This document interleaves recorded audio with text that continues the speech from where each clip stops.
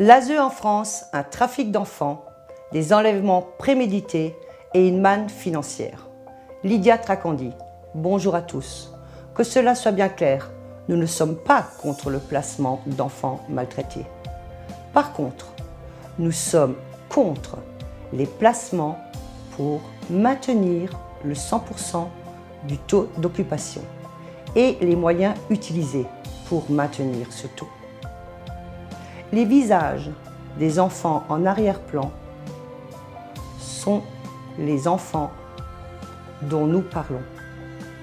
Marwan, Eloane, Logan, Brandon, Yuna. Nul n'est censé ignorer la loi, sauf si c'est un mythe ou une légende. Chaque jugement, ordonnance, etc. est jugé au nom du peuple français. Le peuple, vous avez le droit de savoir. Il se trouve, et cela la plupart d'entre vous ne le savez pas, nos députés et sénateurs, dans leurs fonctions, ont l'obligation de vérifier si les textes et les décrets sont respectés et appliqués. Ils ne le font pas. Eh bien, nous avons décidé de le faire à leur place. Nous avons reçu 4 dossiers de placement d'enfants. Nous n'allons pas citer tous les protagonistes de ces procédures. Nous avons fait un tirage au sort. Première affaire, Sami Herzi. En date du 8 juillet 2015, ce papa reçoit la garde exclusive de son fils Marwan. La maman était non comparante. Dans toutes les décisions dans cette affaire, nous avons le juge Anne-Laure Plinskin et la greffe S. Bouchet faisant fonction.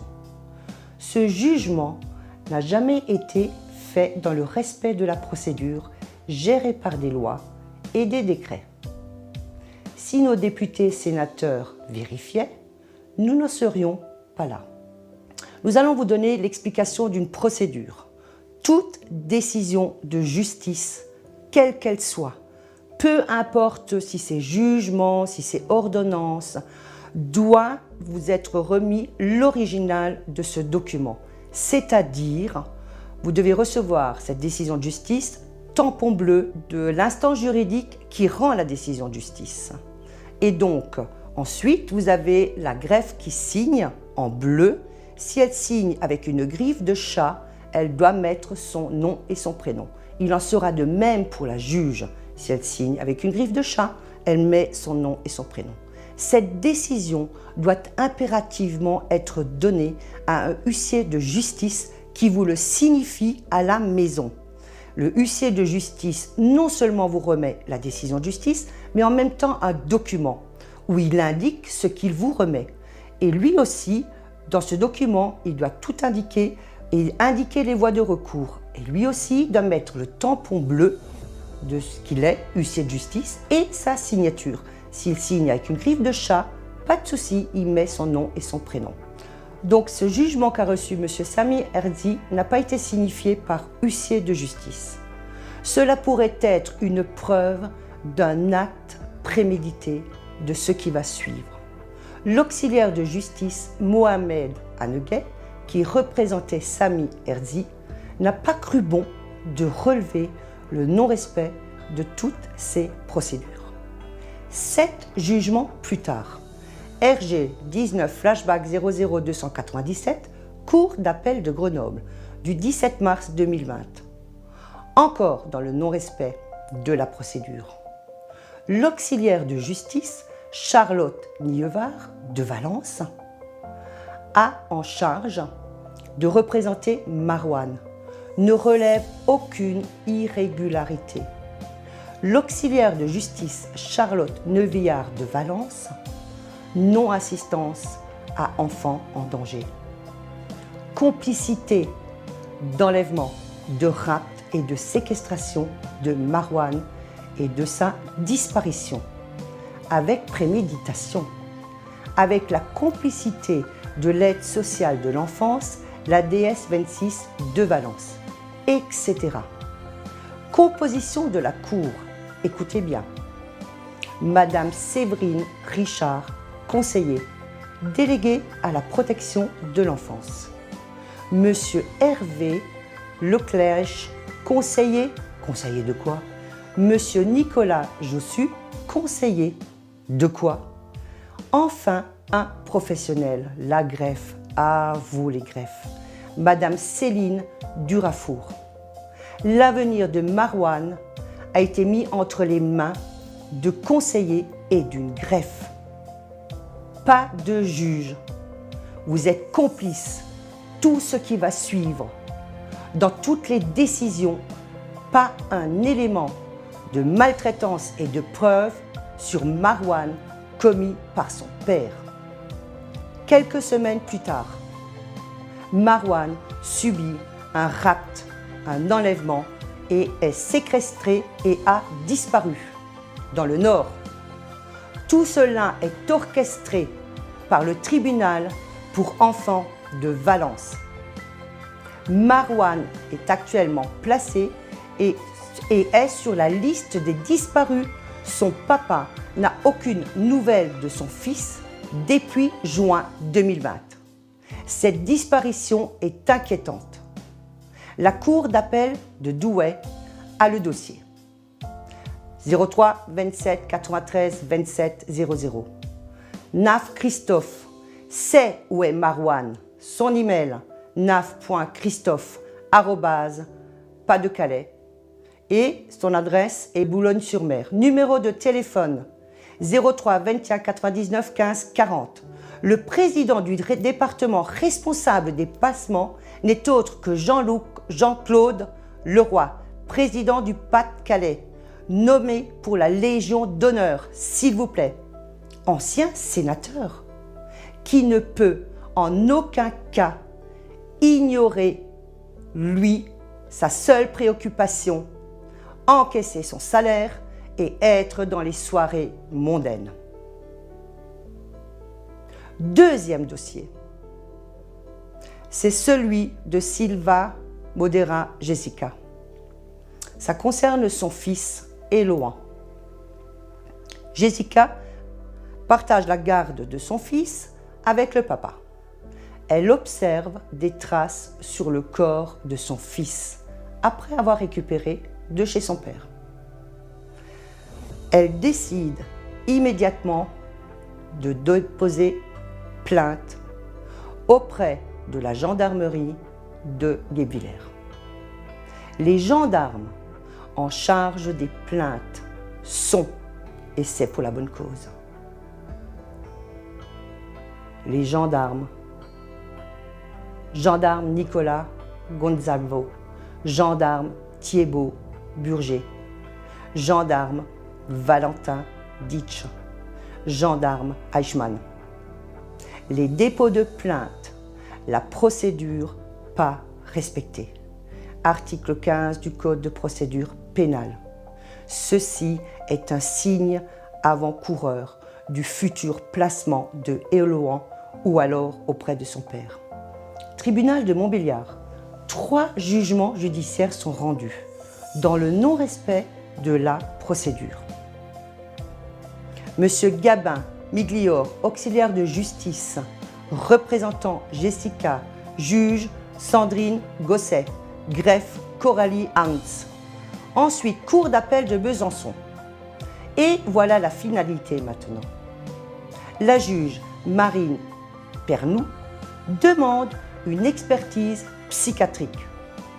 Nomme le spécialiste du cerveau Sylvain Alexis Delefer, hôpital de Hasenheim, Mulhouse. Voilà ce que cette frappadingue demande. Lui demande de prendre conscience du dossier, de procéder à l'examen psychiatrique de Jessica, de relever les aspects de sa personnalité, de dire si cette personne présente des troubles ou déficiences psychiques, susceptibles d'influencer son comportement, de dire si les troubles ou déficiences constatées rendent nécessaire une mesure de rééducation particulière, un traitement des soins spéciaux. Décrire quels sont les échéants et les étayages nécessaires pour l'accompagner, la soutenir dans la prise en charge de ses enfants. Étayage veut dire c'est un collectif d'intervenants et de chercheurs experts des milieux du travail et préoccupés par le devenir des personnes. Dire si les troubles constatés sont susceptibles de représenter un danger dans la prise en charge quotidienne de ces enfants. En particulier, existe-t-il des risques de passage à l'acte auto-hétéro-agressif? Dire quelles sont les perspectives d'évolution de ces troubles. Un pronostic sur l'évaluation ultérieure est-il possible? La frappadingue.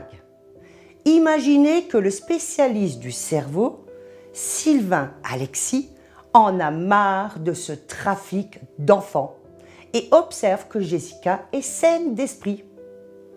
Au fait, c'est une nouveauté?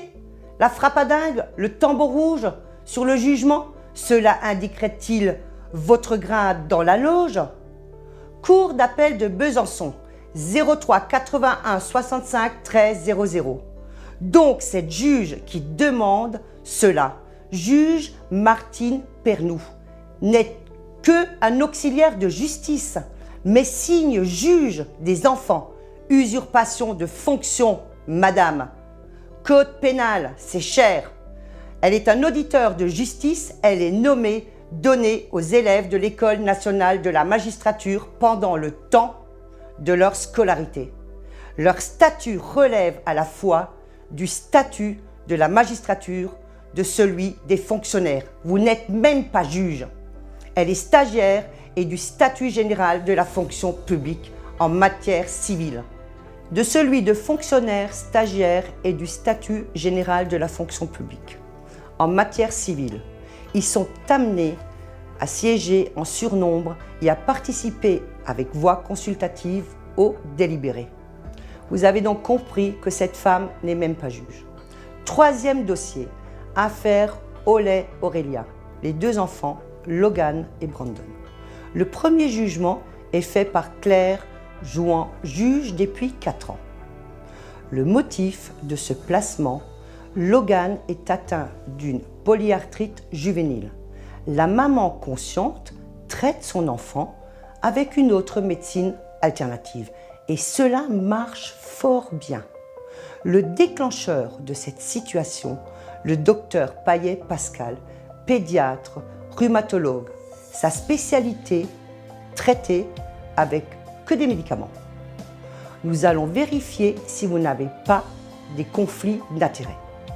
Il travaille à l'hôpital des enfants Pellegrin à Bordeaux. Téléphone 05 56 79 56 79. Il ne peut en aucun cas ignorer ce qui se passe dans l'ASE. Depuis le 9 août 2020, Aurélia n'a aucune nouvelle de son fils Logan. Logan a disparu. Ce jugement n'a pas été signifié par huissier de justice. Vous enlevez le droit à la maman de faire appel. Le juge Sylvie Avezou-Franc. Son parcours, auxiliaire de justice au barreau de Paris, avocate. Elle est juge que depuis 2018, nommée à Chartres. Votre ordonnance de maintien de placement, la procédure, vous ne l'avez pas respectée. Car l'ordonnance de placement doit entre autres comporter et doit préciser les modalités des droits de visite des parents. Ce n'est pas le cas. D'autre part, l'ordonnance n'est pas un original et en plus pas signifié par huissier. Vous enlevez le droit à cette maman de faire appel. Le deuxième enfant, Brandon, est à la pouponnière de l'aide sociale à l'enfance du Plessis-Robinson. La maman a la garde 4 jours par semaine et le reste, il est à la pouponnière. Pour ce qui est de Logan, disparition inquiétante depuis août 2020. Pour être bien sûr que ces enfants restent dans votre système, il est demandé, une fois de plus, une expertise psychiatrique à Aurélia. Cette juge nomme Stell Pierre, spécialiste du cerveau et en plus sexologue. Et aussi, il est donc aussi le spécialiste de la braguette et de la petite culotte. 02 37 88 47 39. Ça sent un placement définitif à plein nez. 4e dossier, l'affaire Avanto Sandrine au sujet de l'enfant Yuna. YouTube, vivre sur le fil. Une équipe déterminée suit cette affaire. Malgré les signalements, malgré toutes les preuves, aucune enquête n'est diligentée. Cet enfant Yuna est en très grand danger. Au moins 6 décisions de justice dans le non-respect des procédures. Il est impossible à la maman de déposer plainte. Plusieurs témoins dont nous avons fait partie ont vérifié et ont pu entendre que la gendarmerie refuse le dépôt de plainte. Le fameux dépôt de plainte du mois de novembre, procédure de dépôt de plainte pas respectée. Le pire, le plus abject, le plus infâme est la décision de placement sans la présence des parents. Est le jugement du 18 juillet 2018 par le juge Aline Oli Hernandez qui, ce jour-là, en se levant à 7 h du matin, a décidé de faire la chose la plus infâme que l'on puisse faire. Elle décide de placer Yuna sans convoquer les parents et les parents n'étaient pas représentés. Ni les parents, ni l'enfant. Vous êtes la preuve vivante d'un délit flagrant d'initié en bande organisée, d'enlèvement, de rapt, de séquestration sur Yuna et de maltraitance sur l'enfant. L'auxiliaire de justice Michel Hamas, barreau de Marseille, à qui la famille a remis 48 000 € de mémoire. Qu'avez-vous fait pour Yuna? Vous pouvez en aucun cas ignorer ce que je viens de dire. Je me demande le nombre de délits, vous. Tribunal de grande instance de Clermont-Ferrand. Je réexplique l'original d'un jugement. Donc je vous réexplique quand on a une décision de justice, quelle qu'elle soit. Quelle qu'elle soit. On doit vous remettre l'original de cette décision de justice. L'original, à la dernière page, la greffe signe en bleu. Si sa signature est une griffe de chat, pas de souci, elle met son nom et son prénom en dessous. Le juge signe en bleu. Si c'est une signature griffe de chat, pareil, nom et prénom. Et ensuite, le tampon de l'instance qui a décidé. Et de mémoire, il me semble qu'en plus, la greffe en chef signe sur ce tampon. Et pareil, si c'est une griffe de chat, elle met son nom et son prénom. Cette décision de justice est remise à un huissier de justice qui vous le signifie à la maison.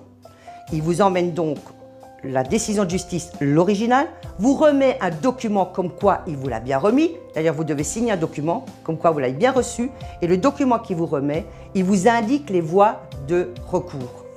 C'est-à-dire vous avez 15 jours pour faire appel ou 3 mois en fonction de l'affaire. Voilà. Et donc ça, dans les 4 procédures que nous avons, ça n'a jamais été fait. Ça veut donc dire que toutes ces décisions restent internes au système judiciaire. Cela veut donc dire les parents, on vous enlève le droit de saisir la Cour de cassation, le Conseil d'État et la Cour européenne des droits de l'homme.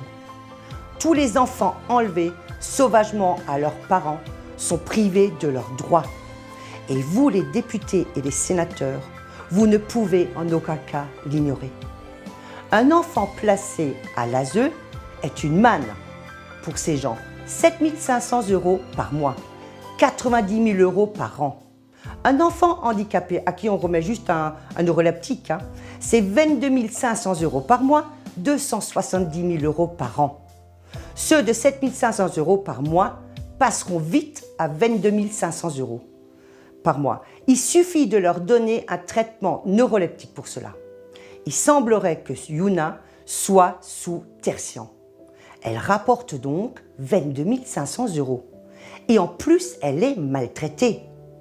Un enfant en très grande difficulté, placé dans une association loi 1901, c'est 1 090 € par jour, 32 700 € par mois. C'est le jackpot. Sans les enfants du peuple, vous n'êtes rien qu'une couche intermédiaire. grassement payés sur l'ignorance des parents modestes et de leurs enfants. Honte à vous tous, auxiliaires de justice, greffe, juges, procureurs de la République, procureurs généraux, les préfets, les députés, les sénateurs, les ministres, les présidents des départements. Honte à vous, la Sécu. Honte à vous, les complémentaires de santé. Honte à vous, les psychiatres, les psychanalystes. Honte à vous, les assistantes sociales. Honte à vous, les forces de l'ordre. Nous avons créé une chaîne YouTube Lydia Tracandi et bien sûr cette vidéo sera mise sur cette chaîne et diffusée-la au maximum. Cette vidéo, c'est aussi pour vous les éducateurs. Explosez-nous tout cela. À vous les parents. Téléphonez au bâtonnier, à son cabinet et pas à la maison de justice. Demandez-lui de nommer un avocat qui en a entre les jambes. Nous espérons qu'il y a encore des survivants. De demander dans les plus brefs délais un référé auprès d'un juge pas corrompu. Un référé se fait en 3 jours. Malgré ces révélations graves que nous venons de faire, restez calme, bienveillant, respectueux, mais déterminé. Diffusez un maximum cette vidéo. Merci à vous tous. Merci à vous tous. Merci de votre aide. Bien à vous. Notre cadeau de fin d'année. Pour vous les parents. Pour Marwan, Eloan, Logan et Brandon, Yuna. Et pour tous les autres enfants. Merci à vous tous. Diffusez un maximum. C'est comme ça qu'on arrivera peut-être à changer les choses. Et pour tous les autres, j'espère que vous allez passer de belles fêtes de fin d'année. Merci.